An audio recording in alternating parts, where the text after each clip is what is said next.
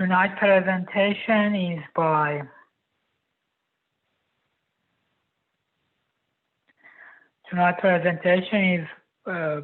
Geoffrey Hill.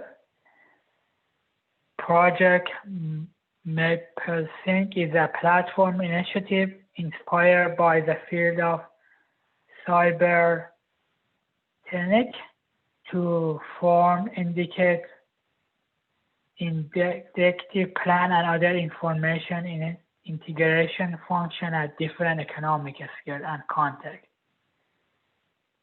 The platform is in its early stage an open source project to inspire new things on this topic and generate new experiments in the field. And they're looking for more collaborative. Please welcome Geoffrey, and his website is underneath.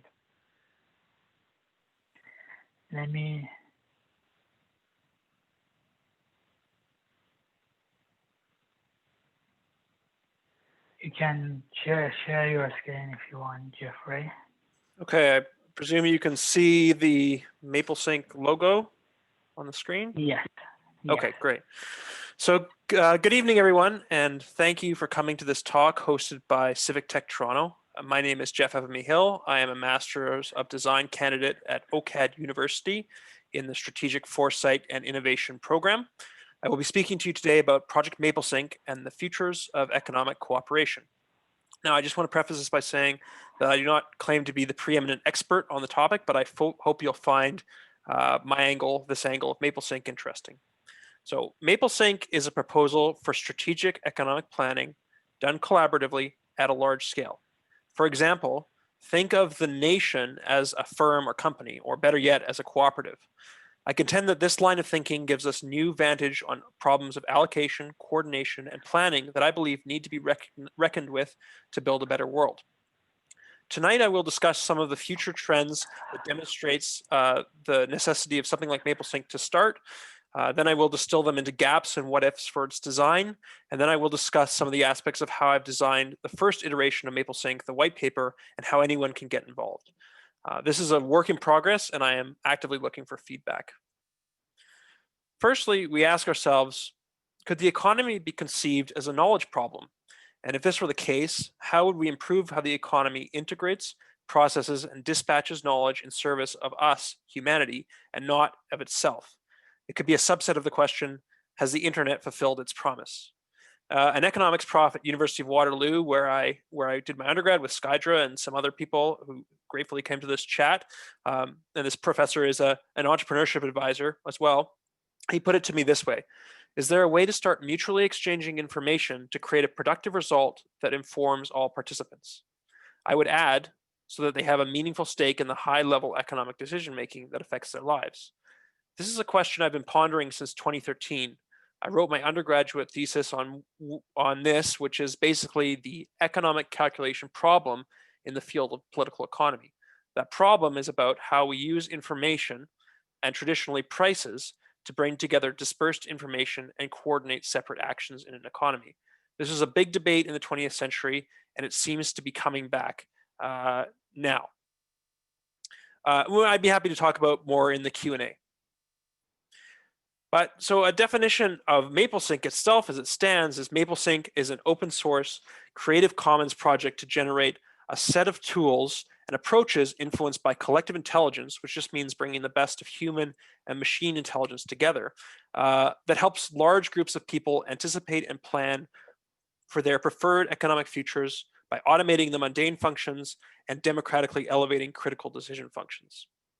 We can break this down some more. Essentially what I'm saying is, how do we provide groups of people with the tools to come together and direct their high-level economic futures, where at present, I believe these functions are either overly centralized in large entities or ad hoc. It begs the question, why care about thoughtfully harnessing the power of economies? I have put together three main trends with the hopes that it helps to lay the case for Maplesync type endeavors. Firstly, to what degree does planning, something that has that's a bit of a black sheep outside of the firm for various major 20th century reasons, if any, what degree does planning, if any, have in a functional progressive society, first we must discuss who are the stakeholders in the future. Short-termism, along with geographic immediacy, seem to be the principal biases upon which society operates. It is very concerning given the degree of stress our economy is putting on the environment and social conditions. What kind of future are we creating for the billions, no trillions, of humans who hopefully will come after us? Ethically, our economic systems must value the future and therefore must break out of its short-term bias. Planning is a way to do this. I think are markets allocating correctly, let alone fairly or sustainably, is a really interesting question.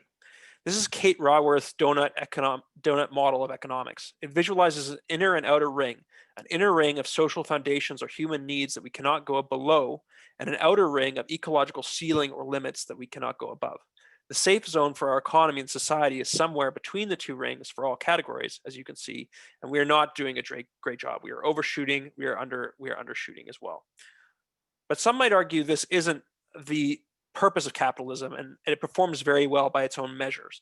However, we know from bubbles, externalities, like how pollution is not inherently covered in the price of oil, for instance, and the crashes of bubbles that erase huge amounts of value, that this perfect efficiency is not the case. So we see the graph here is just showing how things can be completely overvalued, creating huge bubbles. So that and that just gives an estimate of the over-under of valuation, that graph there. So what I'm saying is, given technology and knowledge we have today, how can we run our economies in a more fair and sustainable way? I argue that there must be ways to share information better, plan and coordinate so that we can stay within these boundaries and basically not have as much fluctuation, destroying value. Finally, do people really have a say in the economic decisions that affect their lives and their children's lives? I observe that the main pathway we have as citizens within a consumer society to have a say in large-scale economic decision-making is to consume through pathways set up by private entities owned by ever larger corporations, as a example. We have companies like Walmart, whose effective GDP is larger than some countries. In fact, it's larger than the Soviet Union's GDP at its height, and larger than countries like Finland today. There's an ability to plan, but why do we let planning only happen in small islands of firms instead of across them? And why don't we leverage the collective intelligence for a whole society for the high-level decisions, for the reasons in the past 3 slides? There's often little productive coordination between them. We're not talking about a command and control structure like Gosplan in the Soviet Union, the planning entity there. But essentially what I'm raising is whether the processing power of the economy to allocate and coordinate, is it too centralized? And is it using the right tools? And is it integrating the right knowledge? For an introduction to this, a very light introduction, I recommend the recent book, The People's Republic of Walmart. It's on the screen for a light introduction. But to move on from this, these 3 key insights of the future are the short-termism, markets, and centralization as big concerns that spur Maplesync. So what actually inspired me to go ahead and write a white paper on Maplesync, which you can see on the website? Well, my interest in the topic resurfaced last November when I discovered that numerous researchers had come out with books and writing on the economic calculation problem. For example, CyberSyn was a Chilean project from 1971 to 73, that you see on screen, the kind of command center of it, aimed at constructing a distributed decision support system to aid in the management of the national economy. The project consisted of 4 modules: an economic simulator, custom software to check factory performance, an operations room, and a national network of telex machines that were linked to one mainframe computer. The point of CyberSyn was to build an actually fairly decentralized system in which local data is gathered, decisions are made, fed into a system that enables high-level planning, but to create a short of real-time feedback loop. I read a book about CyberSyn, though I'd known about it for a while, and decided after reading that book to make a project in Canada, recontextualizing it to this 21st century context. And here we have Maplesync.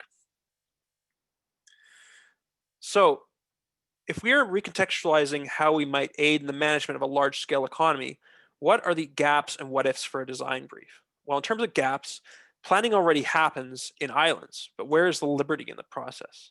Secondly, economic direction is largely top-down, but quality information can be bottom-up. Thirdly, externalities, which I spoke about before, prices can be wrong, and they're a manifestation of economic information. And I think really interestingly, in terms of collective intelligence, there's different kinds of collective intelligence, not just markets. There's hierarchies, communities, democracies, algorithms, and even ecologies. There's different ways to look at the problem that are where the problem is so caught up in free markets only. Markets are essential, but they're not the only solution to our problem of distribution, allocation, coordination. And finally, this via negativa idea, looking at what isn't there, from Nassim Taleb. We can imagine that we are missing what advanced societies like Star Trek, like we see in Star Trek, would need to have to sort out allocation and optimization problems by thinking about it this way. So what if people could indicate the high level direction of the economy they participate in? What if we could use collective intelligence to optimize efficiency, particularly of how our economy fits into the social and environmental donut? And what if solving the latter two could be a gateway to enrich democracy? I show the picture of you've seen the kind of the icon that's on the top of the screen the whole time, the digital campfire, and that's a 3D version of it. What's interesting about it is it's the metaphor of how do we organize a society, kind of using the metaphor of how we used to gather around a campfire to plan and to distribute and to organize, right? So it's how do we kind of bring that traditional kind of concept of egalitarian kind of gathering to really decide our economic futures? How do we bring that into a 21st century digital or collective intelligence digital meat space idea? So in terms of what you came here to say, which is what is Maplesync itself, what are we really proposing as the physical things, like tangible things?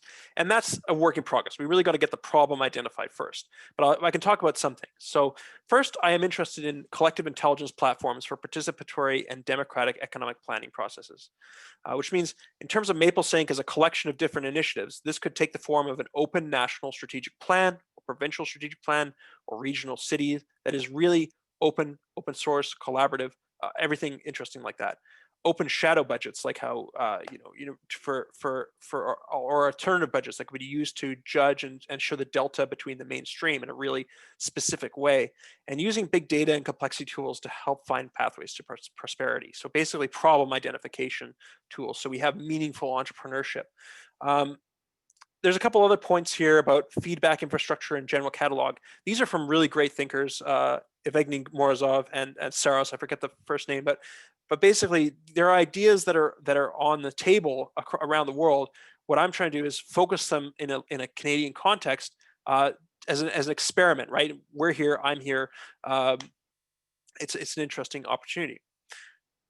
Secondly, I have ideas for smaller things that use the same principles as I laid out, and these are more background tools, like a tool that would help people value these externalities to help startups with a critical prediction, like a prediction market of when to launch, or help smaller companies grow in sustainable ways by providing strategy and marketing support, like economic gardening, and using best practices from across an economy, both in terms of money making, and it doesn't have to be an but environmental and social goals and things like that. I think a really good example of something that's been hacked together recently is if anybody's seen the McDonald's McDonald's ice cream machine hack, where a fellow put together an app that figures out if vanilla ice cream is out of service in every McDonald's across the United States.